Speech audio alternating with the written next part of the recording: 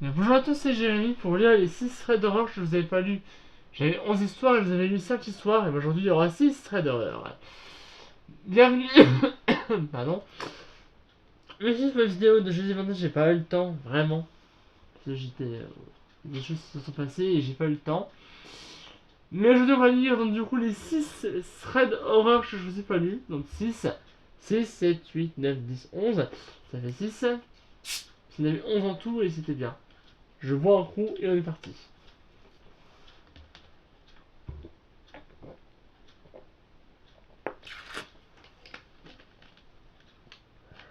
On est là.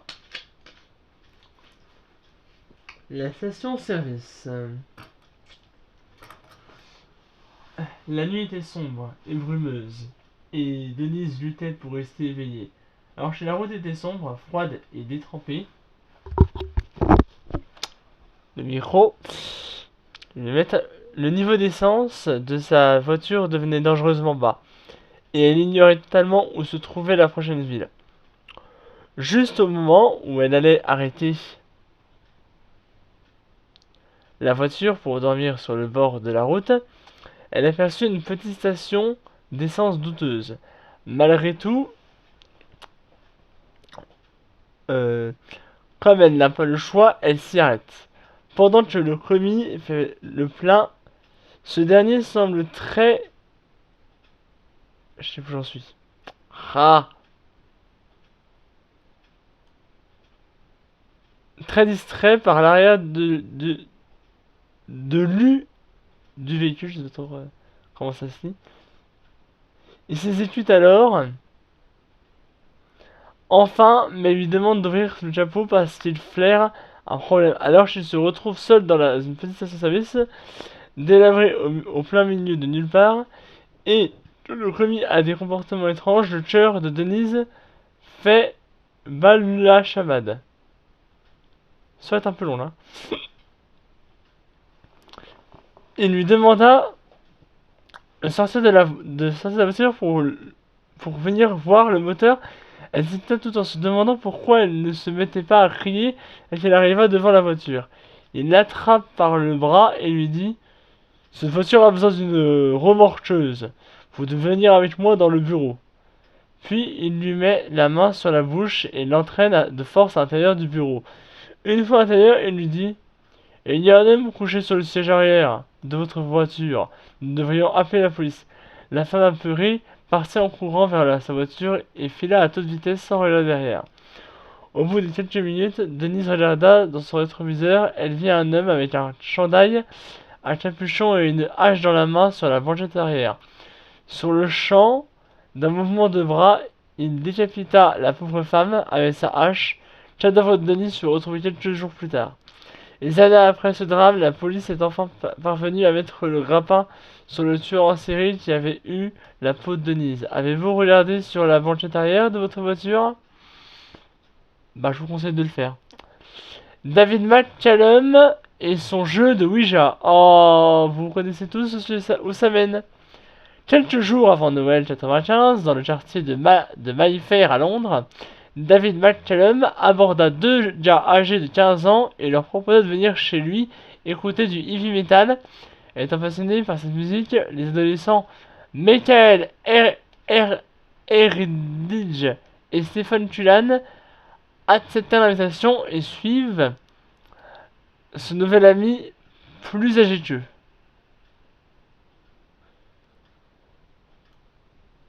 Une fois arrivés chez Michael et Stephen Michael et Stephen furent frappés par le désordre qui régnait à son domicile, où des disques d'Iron Maiden et de Metallica côtoyaient une montagne de livres, tous consacrés au tueur en série Charles Manson. Au centre de la pièce trônait un hôtel drapé de noir, avec des cierges allumés à chaque extrémité. D'un ton paisible, McCallum expliqua à ses invités qu'il semblait perplexe. L'hôtel est dédié à Satan. Mon ami Denis et moi-même vouons un véritable culte au diable. Nous utilisons le Ouija pour entrer en condition avec les morts. Tout fier, il montra du doigt le plateau, le jeu posé au pied de l'autel et proposa une partie de Ouija. Intrigués, Michael et Stephen acceptèrent. Une fois Denis arrivé, les 4 jeunes gens s'installèrent autour du plateau de Ouija, assis par terre. Suivant la tradition du jeu, chacun déposa une main sur le triangle mobile au centre du jeu. Presque instantanément, la voix soudainement très rauque de McKellen rompit le silence. Satan, si tu es parmi nous, donne-nous tes ordres, dis-nous ce que tu désires que nous faisions. McCallum se leva brusquement, saisit violemment le jeune Michael et le projeta sur le lit et l'immobilisa sur place. Puis armé d'un couteau de combat, il poignarda sauvagement sa victime 11 fois. La longue lame effilée s'abat sur le corps du pauvre jeune homme. Denis, qui tente tant bien que mal de retenir Stéphane terrorisé, finit par crier à McCallum: « Arrête, David! Arrête, il est mort !» Dans un sursaut, Stéphane parvient à se libérer et s'échappe en courant. Une fois seuls, David et Denis enveloppèrent le cadavre dans une couverture et décidèrent de le transporter dans le coffre de leur voiture et de s'en débarrasser dans une décharge publique. Peu de temps après, ils sont arrêtés grâce aux indications fournies par le jeune survivant du massacre. Il s'avère que les deux adorateurs de Satan... Ah, c'est Satan! J'ai mal lu, c'est Satan et pas Satan, pardon, excusez-moi.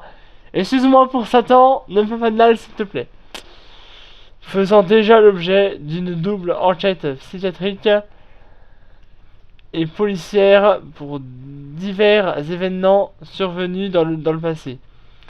Lors de son procès, David expliqua que les voix transmises par le Ouija l'ont poussé à commettre ce geste. Les juges condamnèrent à une détention à vie à l'hôpital Broadmoor, un établissement psychiatrique de haute sécurité. Son complice fut à lui condamné à 10 ans de détention pour un autre établissement dans un autre établissement psychiatrique. Les fantômes d'Alcatraz. Ah, elle est très grosse cette histoire. Située au beau milieu de la baie de San Francisco, la prison fédérale à sécurité maximale d'Alcatraz abrita les plus grands criminels américains de 34 à 63, année de sa fermeture officielle. 2 ans plus tard, le site fut ouvert au public et devint l'un des touristiques majeurs de l'État de la Californie. Plusieurs témoins affirment avoir été confrontés à des apparitions de fantômes. La plupart auraient lieu dans le couloir principal de l'ancienne prison où 3 détenus, Bernard Coy, Joe Kretzer et Marvin Hubbard, furent abattus le 4 mai 1946, alors qu'ils tentaient d'échapper à la vigilance de leur gardien et s'évader de la prison. Bloody Mary, beaucoup connaissent, je pense, Bloody Mary. Voici la célèbre légende de Bloody Mary, une entité sanglante qui apparaît dans les miroirs lorsqu'on l'invoque. Cette histoire est tellement fameuse aux États-Unis qu'un essai y est consacré. Le film Candyman, que certains d'entre vous connaissent sûrement, s'inspire justement de cette légende. Selon certaines versions, la figure effrayante associée à la Vierge Marie. Sûrement Bloody Mary, ça veut dire Vierge Marie en français. Avertissant les moqueurs de ne pas la déranger. Pour d'autres, elle est le fantôme d'une femme décédée dans un accident de voiture avec son enfant. Il y a également la version qui présume qu'il s'agit d'une sorcière brûlée vive qui a jeté une malédiction sur les villageois hantant les miroirs pour attaquer ceux qui auraient la folie de l'invoquer. Ne le faites pas, ce serait dangereux. Une autre version soutient que c'est une jeune femme trompée par son mari qui s'est suicidée dans sa salle de bain. Le miroir aurait alors aspiré son esprit et elle viendrait prévenir celles qui seront victimes d'infidélité. Son aspect est celui d'une belle jeune femme mutilée et recouverte de sang, dont les yeux haineux tout vous toisent avec mépris. Il existe plusieurs façons de l'invoquer, mais la plus répandue est la suivante. À l'heure de minuit, éteignez les lumières de la pièce dans laquelle vous vous trouvez et placez-vous face à un miroir disposé 2 cierges de chaque côté du miroir pendant que vous tournez lentement sur vous-même. Fixez votre reflet dans la glace et chaque passage répétez le nom de Bloody Mary 13 fois. Commencez par murmurer son nom. Faut augmenter progressivement le volume de votre voix jusqu'à crier. Si à la 13e répétition vous criez Bloody Mary, I killed your baby, Bloody Mary, j'ai tué ton enfant, cela pourrait déclencher la colère de l'esprit et provoquer une attaque immédiate.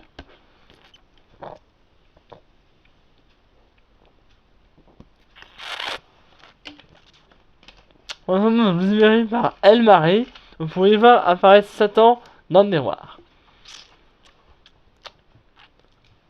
Plusieurs personnes ont cherché à mettre fin à cette légende en tentant l'invocation d'une jeune femme le lendemain.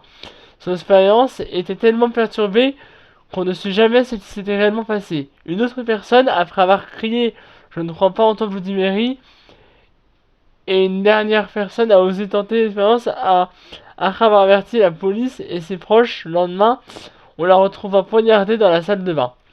Les personnes ont voulu faire cesser cette légende tentant l'invocation. Une jeune femme, le lendemain de son invocation, était tellement bouleversée par qu'on ne sait jamais ce qui s'était passé.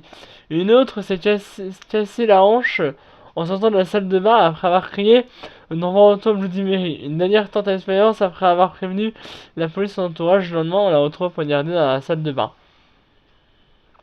Légende du loup-garou. Tout le monde a déjà entendu parler du loup-garou.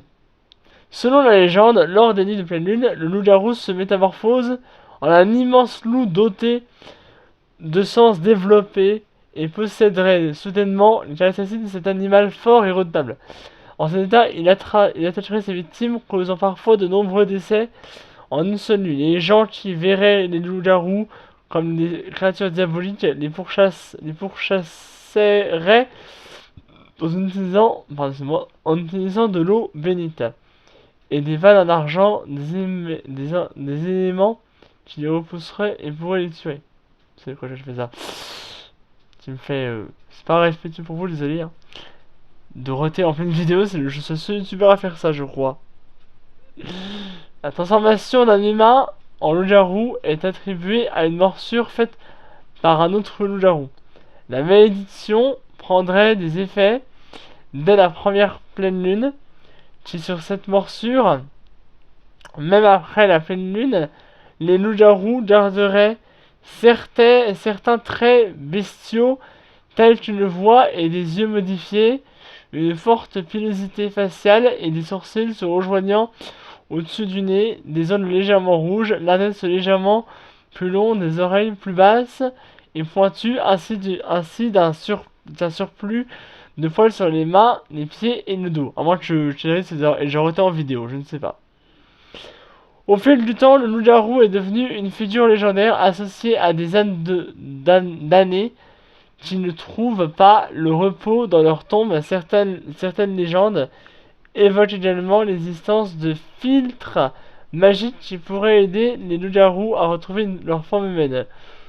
Oh, oh, enfin, oh, ah, c'est tout ça, hein. Le manoir hanté, une histoire qui est pas très longue. Alors, le père Gagnon et ses frères du village ouvrirent un orphelinat vers l'an 1850. Faute de compétences à court d'argent, ils décidèrent d'exploiter les nombreux enfants qui accueillirent, incapables de les nourrir. Ils les forcèrent à attirer les sans-abri des villages voisins. Une fois les vagabonds dans l'orphelinat, les orphelins furent obligés de les tuer et de se nourrir de leurs victimes pour survivre. Après de nombreuses disparitions, les villageois découvrirent l'horreur qui se déroulait au manoir. L'orphelinat fut alors fermé et tous les occupants tués sous prétexte qu'ils étaient manipulés par le diable. Le père Gagnon aurait quant à lui brûlé sur le bûcher. De siècles passèrent, les descendants Gagnon n'osèrent jamais reprendre les terres Ce n'est que beaucoup plus tard que le petit-fils Tommy voulut changer les choses en transformant l'orphelinat en hôtel. Les travailleurs commencèrent à mourir ou à disparaître pendant les rénovations. Le projet fut abandonné, le temps passa, et vint à l'esprit de Tommy une idée d'utiliser les terres environnantes pour créer un refuge familial agréable. C'est ainsi qu'il créa un refuge animalier, les jeunes extérieurs, un parc aquatique et des terrains de camping ou un château magique. Il voulait créer un endroit joyeux après les atrocités perpétrées par les ancêtres. Le site devint rapidement populaire, attirant de plus en plus de visiteurs curieux. Seuls les plus courageux osaient s'aventurer au manoir, qui, selon les dires de tout et chacun, était hanté. Tommy autorisa ses intrépides à y aller à condition de signer une décharge de non-responsabilité. Aujourd'hui, des millions de visiteurs visitent le complexe. Seuls les plus téméraires osent explorer le manoir, soi-disant hanté. Et vous oserez-vous vous y aventurer? Connaissez-vous d'autres histoires du genre qui donnent des frissons et qui font peur? Voilà, c'est la fin de l'histoire. Si elle vous a plu, n'hésitez pas à liker et à partager la vidéo. À vous, si vous avez des histoires, tiens, comme beaucoup de youtubeurs le demandent, je le demandais. Donnez-moi vos histoires sur mon compte Instagram, Renaudet.j. Voilà, c'est mon compte Instagram. Donnez-moi vos histoires si vous en avez vécu. Portez bien et à bientôt les amis. Bye.